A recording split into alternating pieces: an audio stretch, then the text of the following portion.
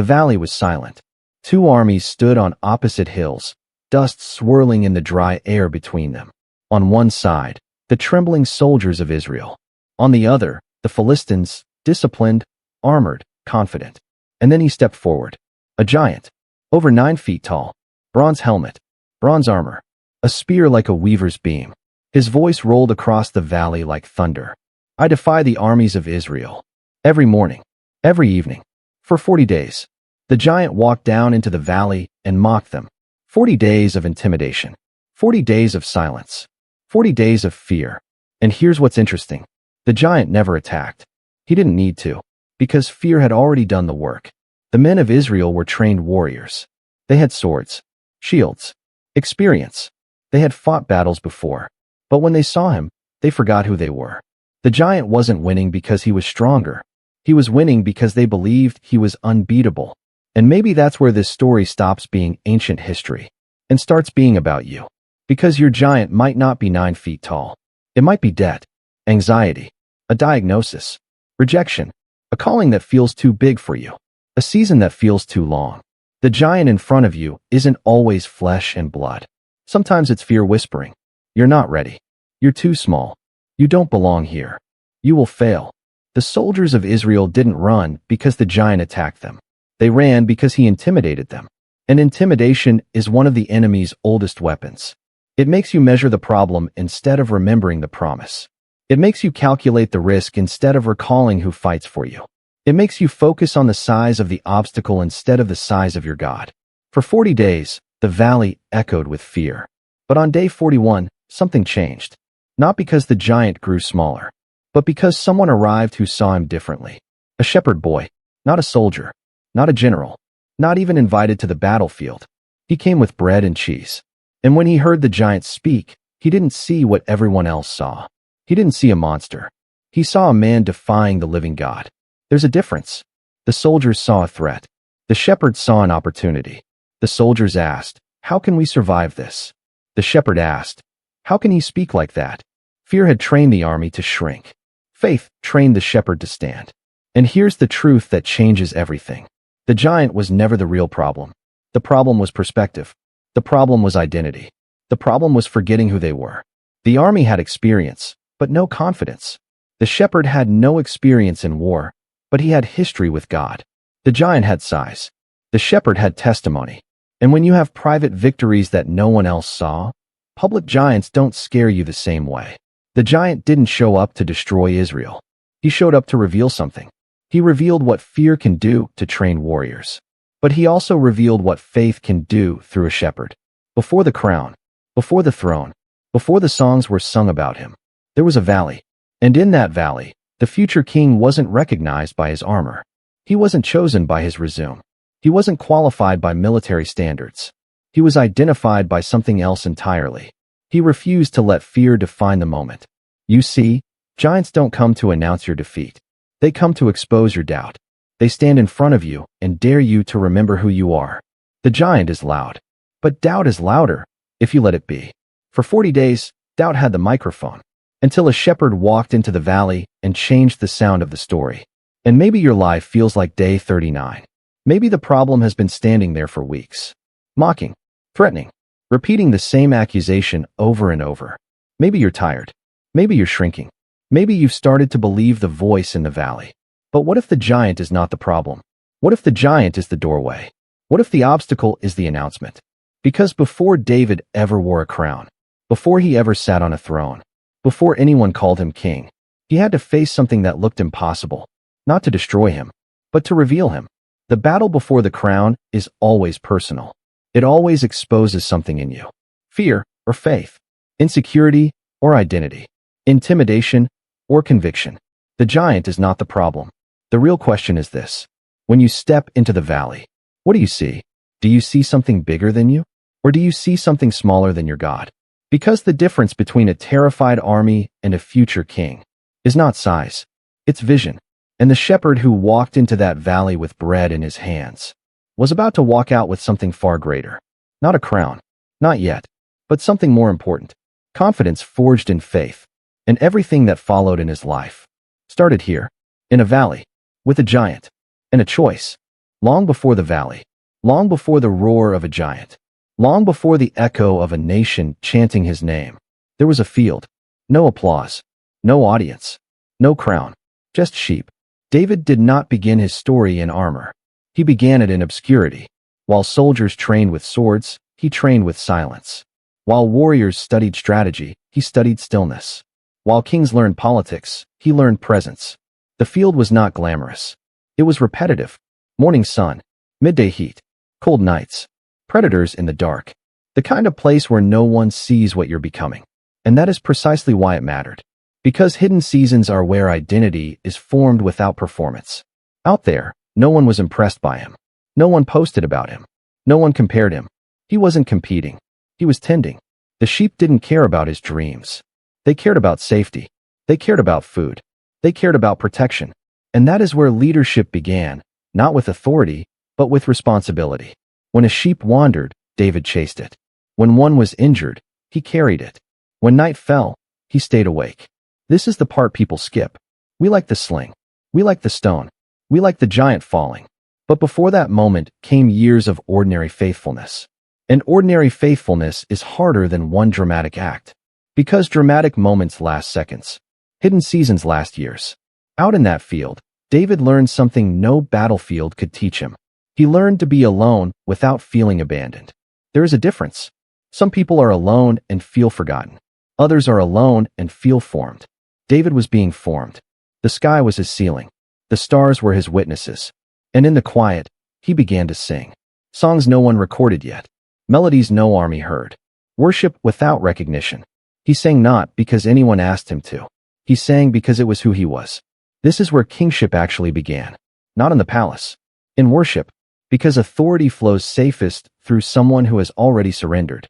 And in those quiet fields, David learned surrender. But he also learned courage.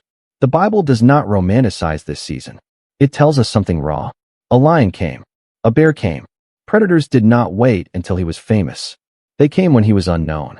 And when they came, David did not call for backup. There was no army, no cheering crowd, no king watching. Just a boy, a staff, a sling, and a decision. He could run. No one would know. If a sheep was lost, who would question him? But he didn't run. He fought. Not because the sheep were impressive, but because they were entrusted to him.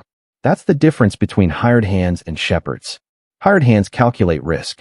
Shepherds protect what they've been given. And somewhere between wrestling a lion and striking down a bear, David discovered something. God was with him in private, not just in public. He didn't defeat predators to build a resume. He defeated predators because responsibility demanded courage. And courage grows in the dark long before it shines in the light. We underestimate hidden seasons because they feel slow. But slow seasons build deep roots. A tree that grows too fast snaps in strong wind. But a tree that grows deep survives storms. David was growing roots. Faith wasn't theoretical for him. It was tested. It wasn't inherited from sermons. It was forged in survival. And here's what's powerful. When David later stood before a giant, he didn't speak about potential. He spoke about memory. The Lord who delivered me from the lion and the bear. That sentence did not come from imagination. It came from experience. Private victories create public confidence. The army of Israel had training. David had testimony. Training tells you what could work. Testimony reminds you what already has. And hidden seasons give you testimony. They give you quiet proof that you are not alone. You see, obscurity is not punishment. It is preparation. God will often develop you in places that feel small so that pride does not grow with opportunity. Imagine if David had been famous at 16. Imagine if he had applause before maturity. The field protected him from that. Because when no one is watching, you cannot perform. You can only become. There is something sacred about becoming without recognition. It strips away ego. It exposes insecurity. It confronts boredom. And in that confrontation, character forms. David could have resented the field. He could have compared himself to his brothers. He could have complained about being overlooked. But instead, he learned to steward what he had. A sling, a staff, a flock, and the presence of God. And the presence was enough. This is where many people quit. They want the valley victory without the field formation. They want the platform without the pasture. They want visibility without vulnerability. But heaven does not rush development. Because what you carry publicly must be sustained privately. The field taught David consistency. You cannot abandon sheep when you feel tired. You cannot ignore danger because you are discouraged. Leadership in private prepares you for influence in public. The shepherd nobody saw was becoming the king everyone would know. But not yet. Not until the hidden season finished its work. Because crowns are heavy. And if your character is light, the weight will crush you. So the field made him strong. Not physically. Internally. He learned patience. He learned rhythm. He learned to trust silence. And perhaps most importantly, he learned that God speaks clearly when there is no crowd noise. Sometimes the greatest gift of obscurity is clarity. No opinions. No pressure. Just purpose forming quietly. When David stepped into the valley years later, he did not panic at the size of Goliath. Because he had already faced things that tried to devour what he was protecting. He had already heard the roar of predators. He had already felt adrenaline surge. The difference? Those battles were unseen. And unseen battles are the most important kind. Because they determine how you react when the visible one comes. The shepherd nobody saw was becoming fearless. Not because he lacked fear, but because he had history. History with God in lonely places. History in night watches. History in danger. History in worship. You cannot fake history. You either have it or you don't. And when the giant began shouting in the valley, it did not echo louder than the memory of God's faithfulness in the field. That is why the hidden season matters. Because when intimidation comes publicly, you draw from what you built privately. Before the crown, there was a pasture. Before the throne, there was a sling. Before the nation knew his name, he knew God's voice. And that made all the difference. The shepherd nobody saw was about to be seen. But not because he demanded attention. Because preparation met opportunity. And opportunity always reveals what preparation built. The field was not a delay. It was design. And if you are in a hidden season right now, it may not be small. It may be sacred. Because the battles no one applauds are shaping the courage everyone will one day witness. Before the valley. Before the giant. Before the songs were sung in the streets. There was a moment that could have broken him. A prophet arrived in Bethlehem. His name was Samuel. When a prophet came to town, people trembled. This was not casual. This was divine interruption. Samuel had been sent by God with oil in his hand and instruction in his spirit. One of Jesse's sons would be king. Not someday in theory. Chosen. Appointed. Marked. And so Jesse called his sons. One by one they stood before the prophet. Eliab stepped forward first. Tall, impressive, commanding. Samuel looked at him and thought, surely this is the Lord's anointed. It made sense. He looked like a king. But God whispered something that has echoed through history. Do not consider his appearance or his height. The Lord does not look at the things people look at. People look at the outward appearance, but the Lord looks at the heart. One by one, the sons passed before Samuel. Abinadab, Shammah, others. Strong, capable, visible. But each time, the answer was the same. No. Until finally Samuel asked a question that must have felt almost awkward. Are these all the sons you have? And that question exposes something deeper than we often admit. Because David was not standing in line.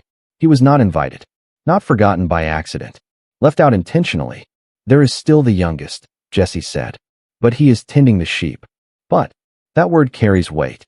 He is just tending sheep. He is just the youngest. He is just out in the field. Not worth interrupting. Not worth calling in. Not worth considering. Imagine that moment. A gathering in your own house. Your brothers lined up.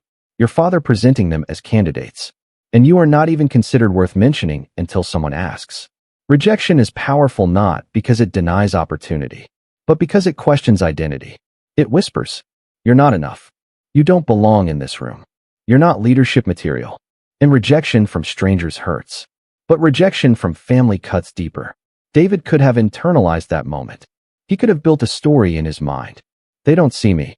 They don't believe in me. Maybe I really am insignificant. But here is what separates David from so many others. He did not let someone else's evaluation rewrite God's selection. Rejection reveals something dangerous. You can either let it shrink you, or you can let it clarify you.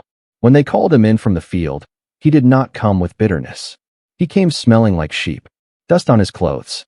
Wind in his hair. No armor. No posture of self-importance. Just obedience. And when he stood before Samuel, something shifted. not in the room.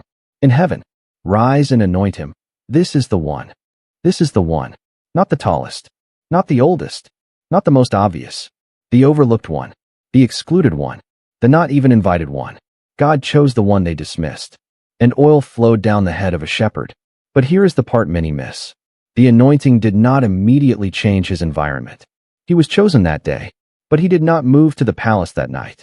He went back to the field. That is one of the hardest realities of calling. You can be chosen and still return to obscurity. You can be anointed and still be overlooked.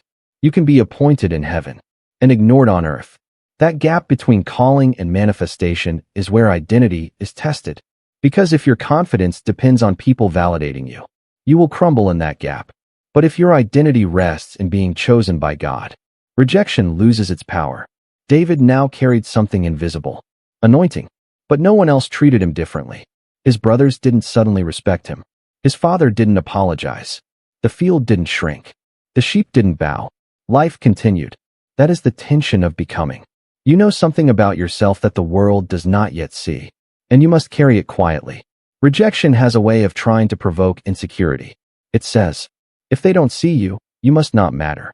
But heaven's selection is not dependent on human recognition. David did not fight Goliath to prove his worth. He already knew he was chosen. That changes everything. When you fight to prove yourself, you fight from insecurity. When you fight from identity, you fight with authority. There is a difference between striving and standing. Striving says, let me show you who I am. Standing says, I already know who I am. David's brothers saw him as the youngest. God saw him as king. His father saw him as a shepherd. God saw him as a ruler. The battlefield would later see him as a boy. History would remember him as a legend. But in that house, he was barely acknowledged. Rejection is painful, but it can also be protective. Because if they had celebrated him too early, pride might have grown before character did. If he had been embraced too quickly, humility might not have deepened. Sometimes exclusion forces intimacy with God. Because when people do not affirm you, you learn to draw affirmation from somewhere higher. And in that space, confidence forms that does not depend on applause. David did not spend the next years trying to prove his brothers wrong. He did not rehearse the rejection. He returned to faithfulness. That is maturity. Some people let rejection become their identity. Others let it become their fuel. David let it become neither. He let it become refinement. Because rejection often precedes elevation. The stone the builders rejected becomes the cornerstone. The brother not invited becomes the king. The shepherd overlooked becomes the warrior remembered. And when he would later stand in front of a giant, he would not be trying to silence the voice of his brothers. He would not be fighting to earn approval. He would be defending something far greater. Rejection did not make him insecure. It made him anchored. Because once you realize that God sees you, human blindness loses its sting. And maybe that is where this story becomes personal again. Maybe you know what it feels like to be overlooked, to not be invited, to watch others get opportunities you prayed for, to feel invisible in rooms you were born to lead. But what if being left out is not disqualification? What if it is divine selection unfolding quietly? David was not invited to the lineup, but he was chosen in eternity. And when the moment came, the oil did not hesitate. The voice did not stutter. This is the one. Rejection may shape you, but it does not define you, unless you let it. David did not allow the absence of invitation to cancel his confidence. He returned to the field, anointed, unknown, prepared, because the valley was coming. And when it came, he would not step into it trying to prove he belonged. He would step into it knowing he was chosen. And that changes how you face giants. The valley had become a stage, not for war, for intimidation. On one hill stood Israel, armored, trained, numerous. On the other hill stood the Philistines, confident, aggressive, unified. And in between them stretched a dry valley floor that had not yet tasted blood. Every morning, the same ritual. The giant descended, Goliath of Gath, bronze helmet catching the sun, scale armor clinking with every step, a spear so heavy it required strength just to carry. He did not rush. He did not charge.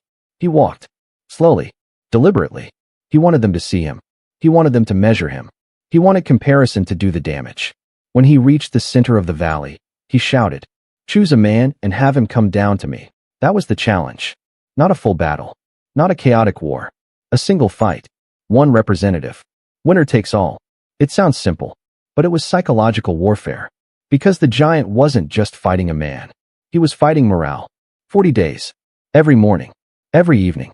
Same words. Same threat. Same silence in response. You can almost feel the atmosphere tightening. The first few days, perhaps there was strategy discussion. Who can fight him? Is there someone strong enough? By day 10, doubt had begun to settle in. By day 20, avoidance became routine. By day 30, fear felt normal. By day 40, intimidation had become identity. The army of Israel did not lose because they were weak. They lost because fear became familiar. And familiar fear is dangerous. It feels rational. It sounds wise. It disguises itself as caution. We're just being realistic.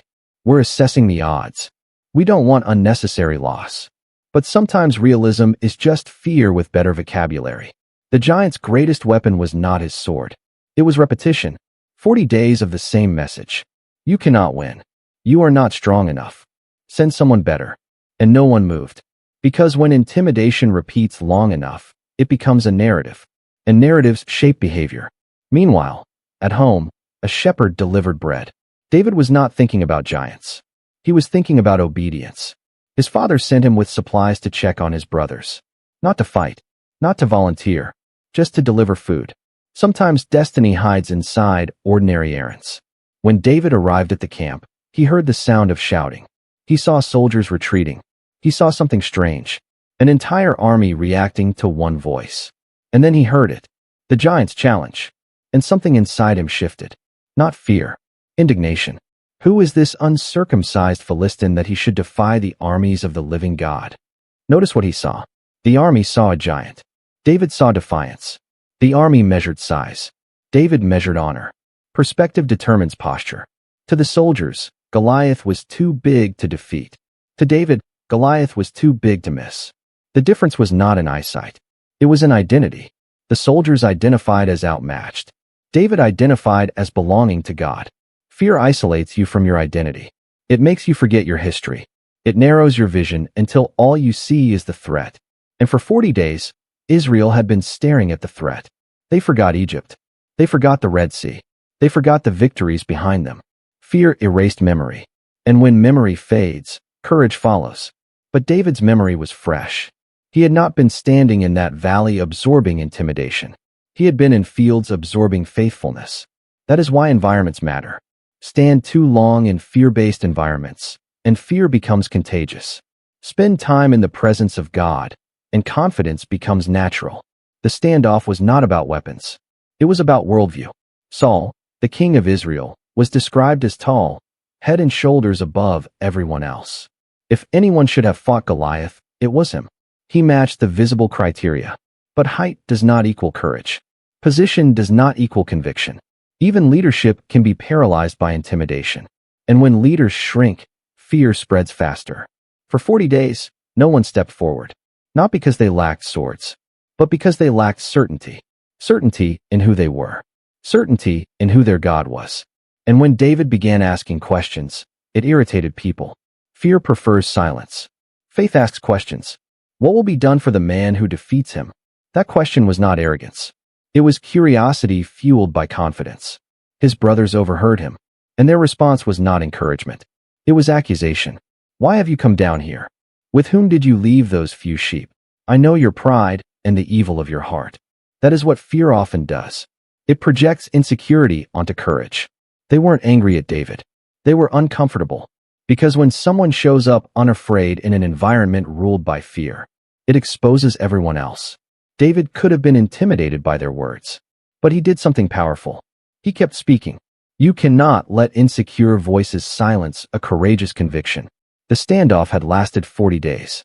But now something had shifted. Not on the Philistine side. On Israel's side. Because fear had gone unchallenged. Until someone who had not been conditioned by it arrived.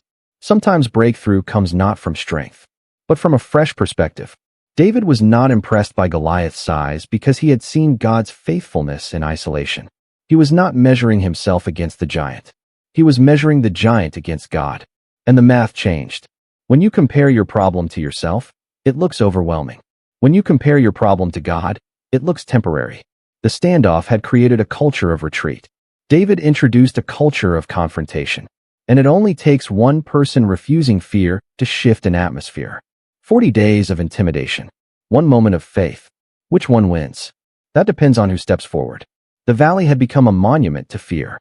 But monuments can fall, and fear can be interrupted. The giant shouted again. Same words. Same threat.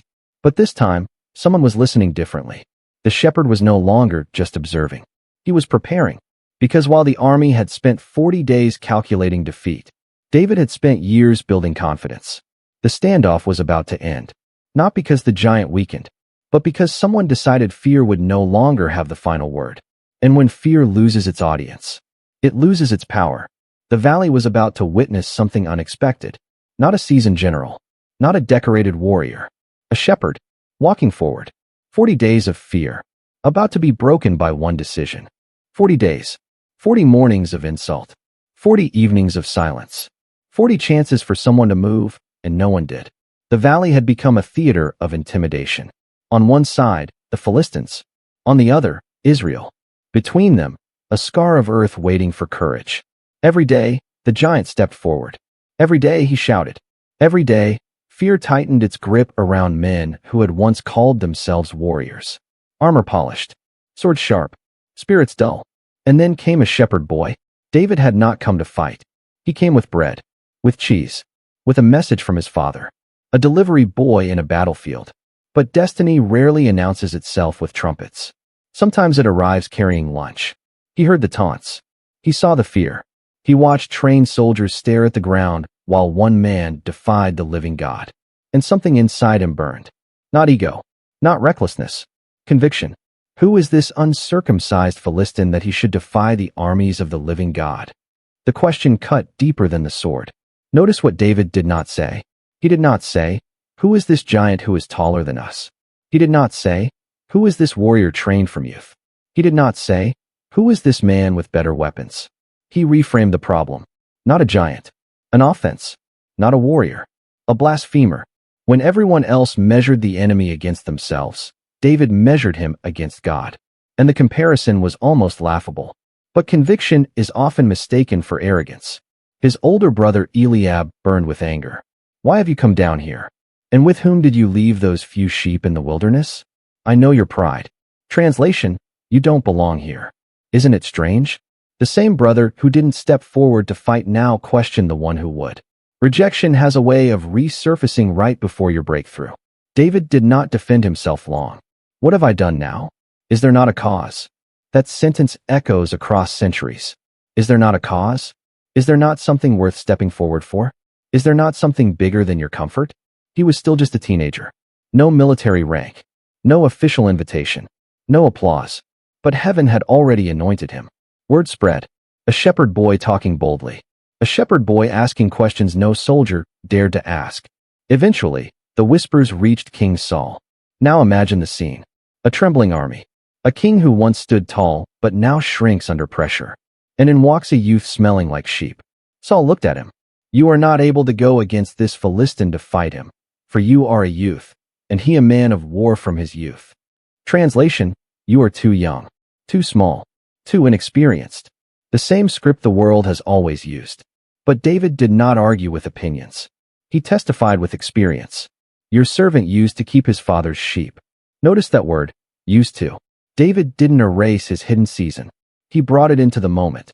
When a lion or a bear came and took a lamb from the flock, I went after it. Not ran from it. Went after it. I struck it and delivered the lamb from its mouth. Not barely survived. Overcame. And when it arose against me, I caught it by its beard and struck and killed it. The valley heard silence for 40 days. Now it heard memory. Private victories stepping into public light. The Lord who delivered me from the paw of the lion and from the paw of the bear, he will deliver me from the hand of this Philistine. There it is. Not confidence in skill. Confidence in God. David did not deny the danger. He declared a pattern. If God did it before, he can do it again. That is faith. Faith is not pretending giants aren't real. Faith is remembering who has already proven faithful. Saul listened. Desperation does strange things to leaders. At this point, any solution felt better than none. "Go," Saul said, "and the Lord be with you." But then Saul did something revealing. He tried to dress David in his own armor. Helmet, bronze coat, sword. It looked impressive. It felt heavy. David walked a few steps. Awkward, restricted, imposter-like. I cannot walk with these, for I have not tested them. Translation, this is not me. How many people lose battles because they try to fight wearing someone else's identity? Saul's armor worked for Saul, at least at one point in his life. But David was not called to be a replica king. He was called to be an authentic one. So he took them off. That might be one of the most underrated acts of courage in the story. Before he defeated Goliath, he rejected comparison. Before he picked up a stone, he laid down insecurity. Before he stepped into battle, he stepped fully into himself. He picked up 5 smooth stones from the brook. Not jagged, not random, smooth, shaped by pressure, refined by friction, prepared by time. Just like him, each stone a silent testimony of the unseen years. No armor, no sword, just a sling, 5 stones, and a history with God. The army watched. Some probably whispered, "This is suicide." The Philistines laughed. Goliath saw him coming. And when the Philistine looked about and saw David, he disdained him, for he was only a youth. Disdain. Mockery. The enemy always laughs before he falls. Am I a dog, that you come to me with sticks? He cursed David by his gods. He threatened him. He described in detail how he would destroy him. Fear tries to narrate your future before God does. But David answered, and this is where the decision becomes public. You come to me with a sword, with a spear, and with a javelin. Facts acknowledged. But I come to you in the name of the Lord of hosts. Identity declared. The God of the armies of Israel, whom you have defied. Offense identified. This day the Lord will deliver you into my hand. Outcome announced. That sentence changed the atmosphere. Notice something crucial. David did not say, maybe God will help. He did not say, I hope this works. He said, the Lord will deliver you. Decision precedes victory. The moment David opened his mouth, he crossed an invisible line. He was no longer the curious observer. He was the appointed contender. This was not recklessness. It was alignment. David understood something the army forgot. The battle was not about personal survival. It was about God's reputation. All this assembly shall know that the Lord does not save with sword and spear, for the battle is the Lord's. And there it is. The revelation. The giant is not the problem. The method is not the problem. The size is not the problem. The battle belongs to the Lord. That was the decision. Not just to fight, but to believe. Not just to swing a sling, but to trust a promise. The valley held its breath. 40 days of paralysis were about to collide with one moment of clarity. David did not wait for applause. He did not ask for permission from the crowd. He did not negotiate with fear. He ran toward the battle. Read that again. He ran. While trained soldiers had frozen for weeks, a shepherd boy sprinted toward the threat. Courage is contagious. But someone has to start it. And that someone rarely feels fully ready. This was the turning point. Not the stone. Not the fall. The decision. The decision to step forward when no one else would. The decision to remember past victories. The decision to refuse borrowed armor. The decision to speak faith louder than fear. The decision to run. Before the crown. Before the throne. Before the songs of women singing his name. There was a valley. And in that valley, there was a choice. David chose alignment over intimidation. Faith over logic. Purpose over safety. And once that decision was made, the giant had already lost. Because battles are won in the heart long before they are won in the field. And the moment David said, let no one lose heart, he had already given Israel something bigger than victory. He gave them vision again. Now the stone was just a detail. The outcome was already written. The shepherd had decided. And history was about to change. The valley had never felt so still. Dust hovered in the air like the earth itself was holding its breath. 2 armies stood frozen on opposite ridges, watching a scene that looked almost absurd. A giant wrapped in bronze. A shepherd with a sling. No chariots. No cavalry charge. No clash of armies. Just 2 figures walking toward destiny. Goliath moved first. Each step was heavy, deliberate, confident. His armor clanked with metallic authority. The sunlight hit his helmet and flashed like a warning. His shield bearer walked ahead of him, as if even the giant required someone else to absorb the first impact. Goliath had routine on his side. 40 days of dominance. 40 days of psychological victory. He expected this to be easy. But David did something unexpected. He didn't walk. He ran. Not cautiously. Not reluctantly. He ran toward the giant. That single decision shattered the rhythm of fear. When you run toward what everyone else runs from, you break intimidation at its root. Goliath slowed. For the first time in 40 days, the pattern shifted. The boy wasn't trembling. He wasn't hesitating. He wasn't negotiating. He was advancing. David reached into his pouch. One smooth stone. Not 3. Not 5. 1. The others were there. Yes, but faith only needed 1. The stone had been shaped by water and time, carved smooth by years of pressure against other rocks. It had tumbled in obscurity. No applause. No spotlight. Just movement. Friction. Preparation. Much like David. He placed the stone in his sling. This wasn't random courage. This was practiced skill. In the fields of Bethlehem, David had spent hours guarding sheep. The sling wasn't decorative. It was a shepherd's weapon, precise, deadly in trained hands.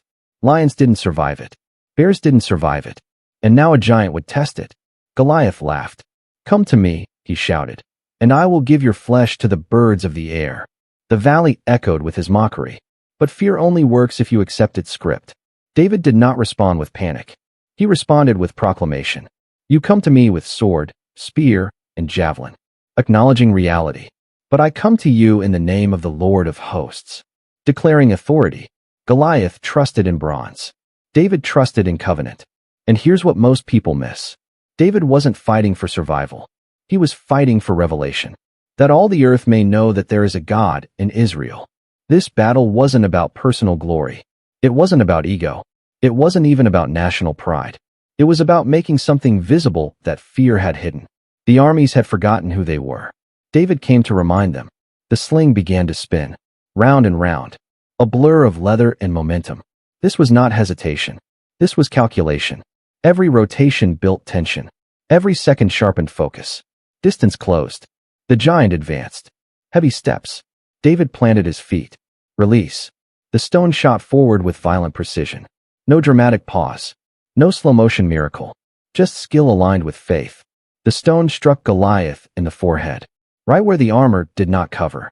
Right at the point of vulnerability. Right at the center of pride. The impact was immediate. The sound cracked through the valley like thunder. Goliath's body stiffened. His momentum halted. The giant swayed. For 40 days, he had stood unshaken. Now, in a single second, he lost balance. And then it happened. He fell. Face down. The earth trembled beneath him. The giant did not collapse backward in cinematic defiance. He fell forward, toward the one he mocked. The silence that followed was louder than the taunts had ever been. 2 armies stared. Did that just happen? Yes. Yes, it did. David did not freeze in disbelief. He ran again.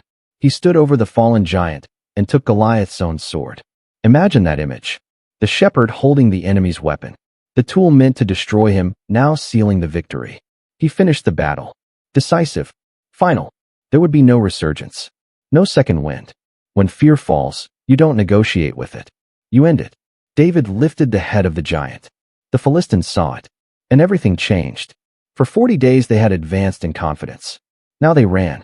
The same army that had taunted now fled in terror. Because fear works both ways. When the illusion breaks, momentum reverses. Israel surged forward. The valley that had been paralyzed erupted in motion. Men who had been silent found their voices again. Soldiers who had hidden behind shields now charged down the hill. Courage is contagious. But someone has to prove it first. Let's pause here. The stone was small. The giant was massive. The outcome seems miraculous, and it was. But not in the way people assume. The miracle wasn't the physics. It was the perspective. Everyone else saw a giant too big to fight. David saw a giant too big to miss. Everyone else saw risk. David saw opportunity. Everyone else focused on size. David focused on exposure. The armor covered most of Goliath's body, but not all of it. And here's the deeper truth. Every giant has a weak point. Pride always leaves a gap. Intimidation always has a flaw. Fear always overplays its hand. David didn't need a sword because he wasn't fighting on Goliath's terms. He fought with what he had mastered in secret. That's the principle. Victory in public is built in private. The sling was not flashy. It wasn't impressive in appearance. But it was tested. David didn't borrow someone else's strength. He weaponized his own preparation. Now imagine the emotional weight of that moment. The boy who wasn't invited to the anointing feast. The shepherd overlooked in the field. The youngest son dismissed by his brothers. Standing over the body of a giant no one else dared to face. The crown didn't fall from heaven that day. But credibility did. Respect did. Recognition did. Yet something even more important happened. Identity solidified. David now knew something irreversible. If God could bring down this giant, then no future enemy would ever look impossible again. This battle wasn't just about defeating Goliath. It was about forging a king. Because before you rule people, you must conquer fear. Before you sit on a throne, you must stand in a valley. Before you wear a crown, you must face a giant alone. But here's the tension. Victory did not mean promotion. Triumph did not mean the throne. In fact, the battle created new complications. Saul watched. The king who once stood tall now stared at a boy taller in courage. Women would soon sing songs. Comparisons would begin. Jealousy would awaken. The giant outside had fallen. But another giant, inside a palace, was rising. David had won a battle. But the war toward his destiny had just begun. Because sometimes defeating your public enemy exposes your private threats. Sometimes your breakthrough creates backlash. Sometimes your greatest victory introduces your next test. Still, in that valley, none of that was visible yet. All that could be seen was this. A giant on the ground. A shepherd standing. An army awakened. A nation reminded. One stone. That's all it took. Not because the stone was powerful, but because the God behind it was. And because the hand that released it believed before it saw. There will always be giants. Intimidating voices. Overwhelming obstacles. Situations that mock your capacity. But remember this valley. The battle was decided before the stone left David's sling. The moment he ran. The moment he spoke. The moment he believed. That was the true impact. The stone was just the visible confirmation of an invisible conviction. And when the giant fell, the world witnessed what heaven had already endorsed. The battle belonged to the Lord. And one stone was enough. The valley roared with victory. Israel chased the Philistines as far as the gates of Ekron. Swords clashed, shields splintered, dust swirled into the sky. What had been 40 days of paralysis turned into one afternoon of dominance. All because one shepherd refused to agree with fear. David walked back through the camp not as a delivery boy, but as a symbol. The giant's sword in his hand. The memory of impact still ringing in the air. Men stared at him differently now. Not with dismissal. With awe. Saul called him closer. Whose son are you, young man? Interesting question. He didn't ask, how did you do it? He didn't ask, what was your strategy? He asked about his father. Identity matters after victory. David answered simply, I am the son of your servant Jesse of Bethlehem. Still humble. Still grounded. Still someone's son. He did not inflate himself with the moment. He did not demand position. He did not negotiate promotion. He simply stood there, faithful as ever. And here is where expectation begins to whisper. Surely now the crown will come. Surely now the throne will open. Surely now destiny will accelerate. He killed the giant. He restored the nation's courage. He defended God's name. Surely this is the coronation moment. But heaven rarely moves on human timelines. The crown did not come yet. David was brought into Saul's service. He played the harp when torment troubled the king. He carried armor. He served faithfully. The same hands that held a sword against Goliath now held strings in a palace chamber. Promotion? Not exactly. Recognition? Yes. But authority? No. This is the tension many people misunderstand. Victory does not eliminate process. David had proven courage. Now he would prove character. And character takes longer to build than reputation. The women began to sing. As the armies returned from battle, tambourines shook and voices rose in celebration. Saul has slain his thousands, and David his 10,000s. The song was meant as praise, but praise can become pressure. Saul heard it, and something shifted. Jealousy is subtle at first. A glance too long, a silence too sharp, a smile that doesn't reach the eyes. The crown didn't come to David, but comparison did. Saul's insecurity awakened like a sleeping beast. What more can he have but the kingdom? Notice the irony. David wasn't thinking about the kingdom. Saul was.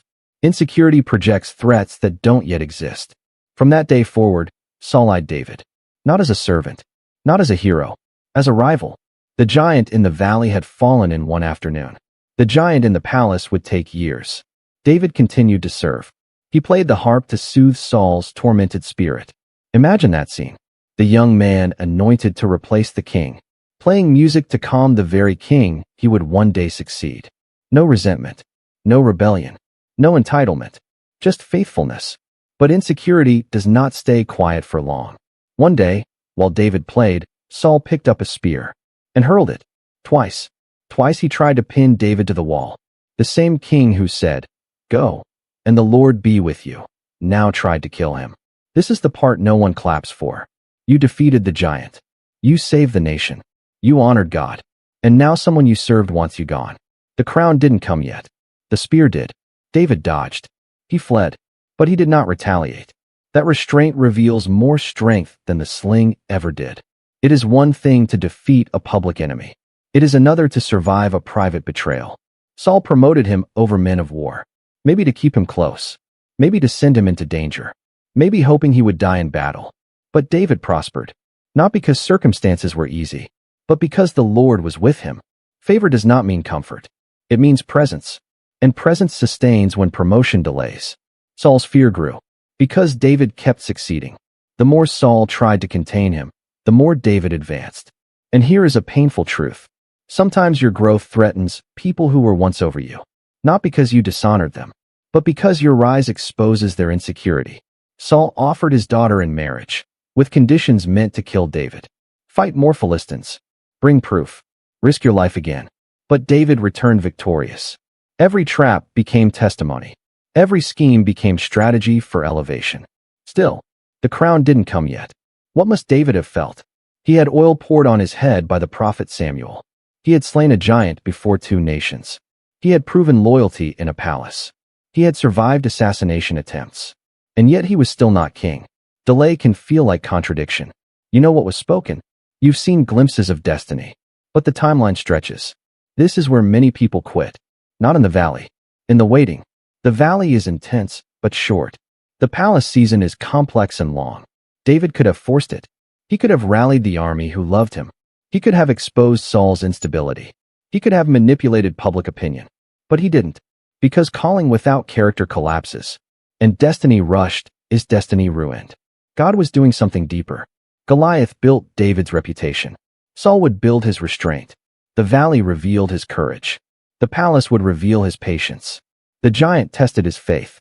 The king would test his integrity. You see, defeating one enemy doesn't mean you're ready to lead a nation. There are internal giants that must fall too. Pride, ambition, bitterness, impatience. The crown is heavy. If character is weak, it crushes the one who wears it. So God allowed the delay, not as punishment, as preparation. David learned to navigate politics. He learned to lead soldiers. He learned to serve under pressure. He learned to survive betrayal without becoming bitter. He learned that public applause fades quickly. He learned that obedience sometimes looks like silence. And through it all, he refused to lift his hand against Saul.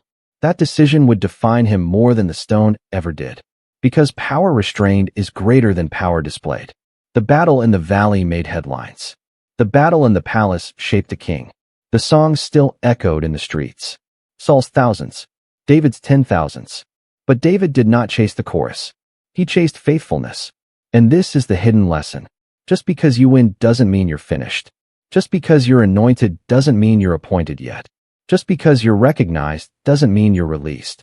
The crown didn't come yet. And that was mercy. Because if it had, David might have ruled with courage alone.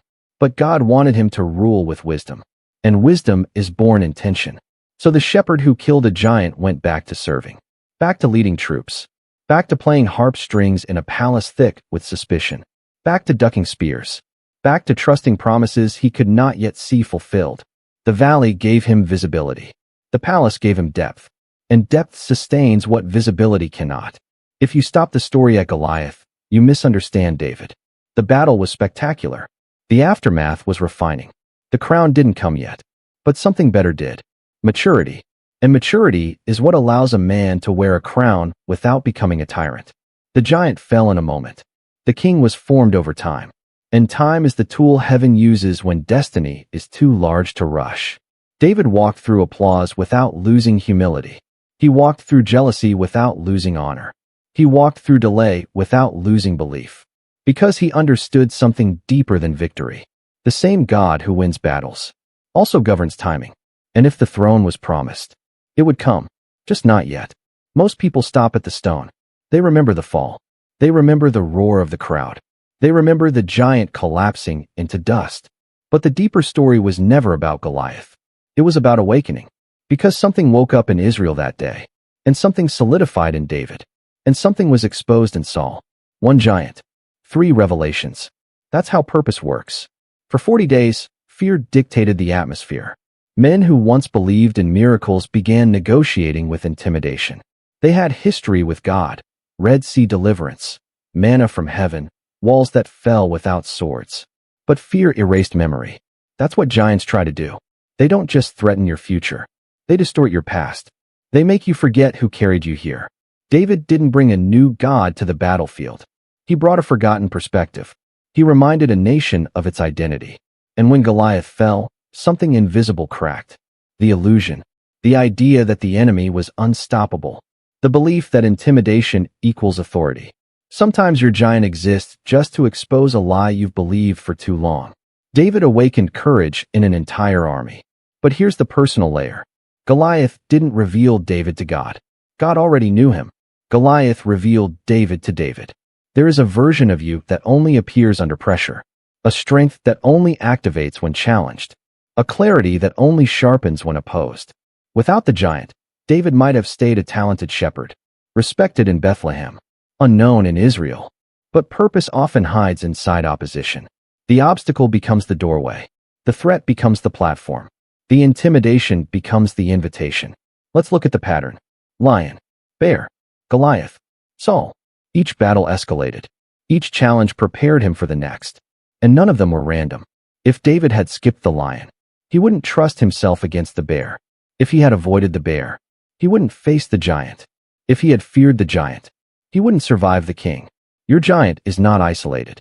It's connected. It sits in a chain of preparation. And if you run from it, you interrupt your own growth. Now zoom out.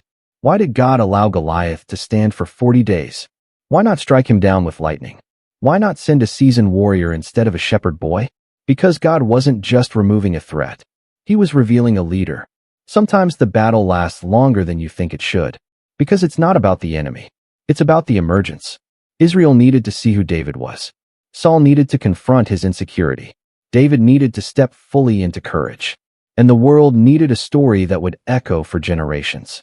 If Goliath had fallen on day 1, the awakening wouldn't have been as powerful. Delay builds tension. Tension builds contrast. Contrast magnifies revelation. When the giant finally fell, the shift was undeniable.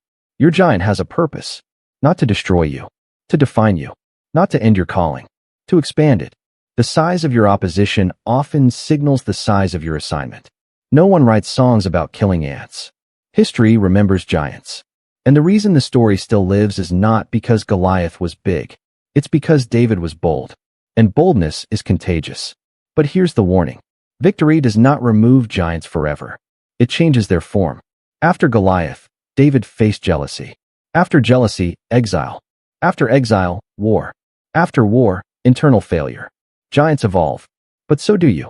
The shepherd became a warrior. The warrior became a fugitive. The fugitive became a king. The king became a psalmist whose words still comfort nations. Each giant carved something deeper into him. Compassion, humility, dependence. The stone was only the beginning. There is something else awakening in this story. Perspective. Everyone else saw a giant blocking their future. David saw a giant stepping into it. Everyone else saw risk. David saw reward. Everyone else saw danger. David saw divine setup. When your perspective shifts, your posture shifts. And when your posture shifts, your outcome shifts. Goliath was not the problem. Agreement with fear was. The moment David refused that agreement, the giant's power weakened. Ask yourself this. What if the thing you're praying to be removed is the very thing meant to reveal you? What if the challenge in front of you isn't a punishment, but an announcement? What if the delay is not denial, but development? David didn't ask for Goliath. He simply responded to him. And response shapes destiny more than circumstances ever will. There's one final layer. Goliath stood between 2 hills. Valley in the middle. Mountains on either side. That valley became a turning point. Because valleys are places of decision. You can retreat to safety, or you can descend into confrontation. David chose descent. He walked down into risk and walked up into history. Your giant is waiting in a valley somewhere. Not to crush you, to call you, to force clarity, to strip away borrowed armor, to make you declare what you truly believe, to push you into alignment with who you are becoming. The crown didn't come immediately, but awakening did. Israel remembered their God. David recognized his capacity. Saul exposed his insecurity, and heaven confirmed its choice. One giant, one stone, one decision, and the trajectory of a nation shifted. That's what purpose looks like. It often arrives disguised as intimidation. It roars before it falls. It threatens before it reveals. But if you run toward it, you may discover that your greatest enemy was simply the doorway to your greatest becoming. Your giant has a purpose. And once you understand that, you stop asking, why is this happening to me? And start asking, what is this preparing me for?